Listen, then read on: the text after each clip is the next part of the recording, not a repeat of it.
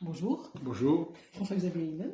Je suis tombée un peu par hasard sur votre manuel scolaire pour le cours de religion et je me demandais un peu quels étaient les thèmes abordés. D'abord, c'est un hasard heureux d'être tombé sur ce manuel Se transformer et transformer le monde. Dans cet ouvrage, j'aborde principalement la question de la transformation, un thème qui est cher aux adolescents et aux jeunes adultes, donc les gens qui fréquentent nos classes de terminale, hein, donc troisième degré.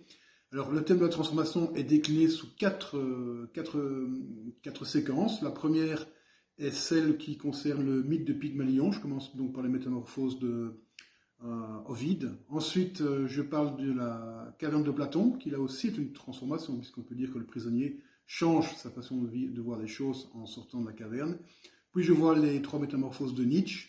Bien entendu, c'est aussi une transformation. Et enfin, et c'est la partie la plus religieuse de ce manuel, je parle de l'Ancien et de la Nouvelle Loi, en partant du texte des 10 commandements et en allant vers le sermon sur la montagne.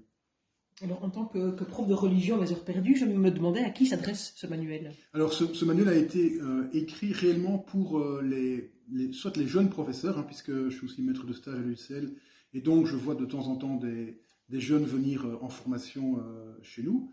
Donc, pour les nouveaux professeurs, mais aussi pour les professeurs qui doivent compléter un horaire, ce manuel leur est spécialement destiné parce qu'il est complet. C'est-à-dire que les quatre séquences dont je vous parlais tout à l'heure peuvent être découpées, on peut voir un ou deux ou trois, et le manuel est conçu de façon à ce que le professeur n'ait plus qu'à lire les notes qui lui sont réservées et à photocopier les notes de l'élève.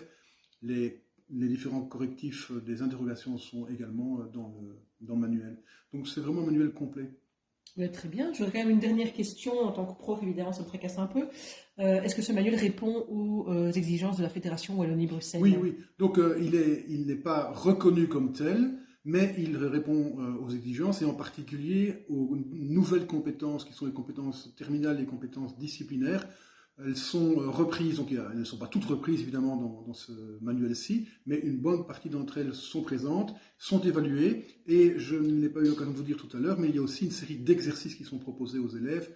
Il y a notamment, c'est un peu original, la création d'une bande dessinée, on a aussi la possibilité de faire des vidéos.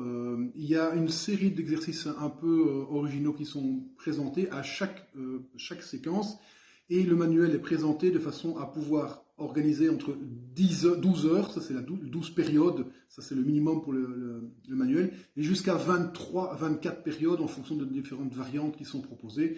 Et bien entendu, le professeur est libre de choisir parmi ce qui l'intéresse et construire par lui-même son propre cheminement dans le manuel.